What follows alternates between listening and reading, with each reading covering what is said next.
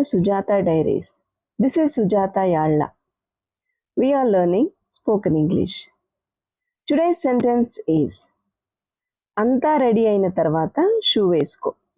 మనం morning routine అనే ఒక సిరీస్ స్టార్ట్ చేసాం కదా, దాంట్లో భాగంగా ఈ సెంటెన్స్ చదువుకుంటున్నాం అనమాట. ఈ సెంటెన్స్ నేర్చుకుంటున్నాం ఇంగ్లీష్లో ఎలా చెప్పాలని. చాలా హర్రీలో కూడా మనం ఇంగ్లీష్లో మాట్లాడగలగాలి. ఎవరైనా ఒక ఉపన్యాసం ఇవ్వడానికో ఇంకేదో ఎక్కడో మాట్లాడడానికో ప్రిపేర్ అయ్యి వెళ్తాం, లెసన్ చెప్పడానికి ప్రిపేర్ అయ్యి వెళ్తాం, అది ఎవరైనా చేయగలరు. కానీ ఎంత టెన్షన్లో ఉన్నా, మనం ఏ కండిషన్లో ఉన్నా ఇంగ్లీష్లో మాట్లాడగలిగితేనే అది స్పోకెన్ ఇంగ్లీష్ అవుతుంది. అంటే ఇంగ్లీష్లో ఇది హైయెస్ట్ స్టేజ్ అనమాట స్పోకెన్ ఇంగ్లీష్ అని.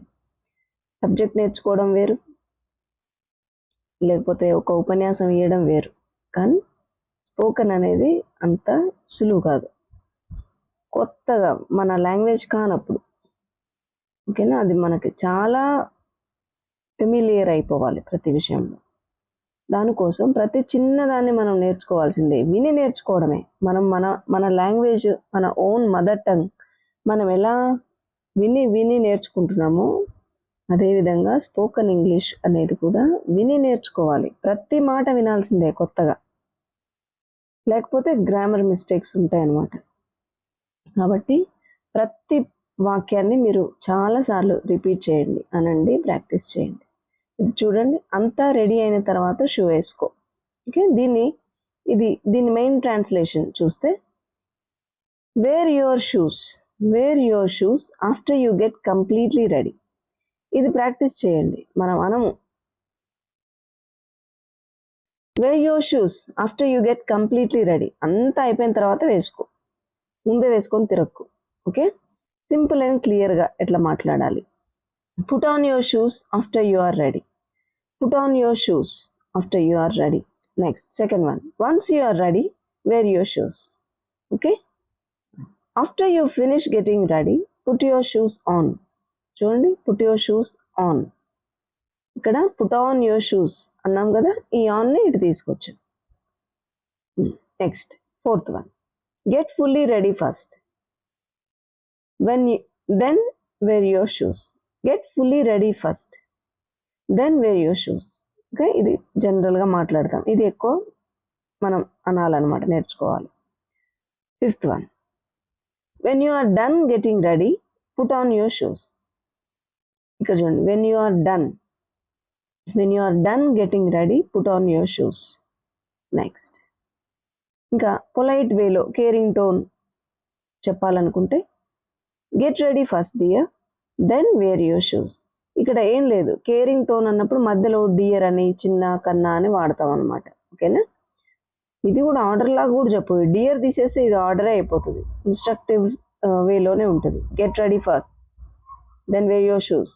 ఓకేనా, అట్లా కూడా అనొచ్చు. మన వాయిస్ మాడ్యులేషన్ ఎలా ఉంటుంది మాట్లాడేటప్పుడు, దాన్ని బట్టే కానీ వాడే పదాలను బట్టి కాదు.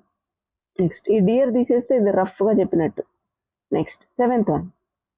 After you are done dressing up, put on your shoes. Okay, ఇట్లా after you are done dressing up, dressing అంతా అయిపోయింది అని నువ్వు ఒకసారి అనుకున్నాక put on your shoes. Okay అంటున్నాం. Next, eighth one. Finish getting ready sweetheart and then put your shoes on. Okay, next, make sure you are ready before you wear your shoes. Make sure you are ready before you wear your shoes. Next, 10th one. Get dressed completely and then wear your shoes.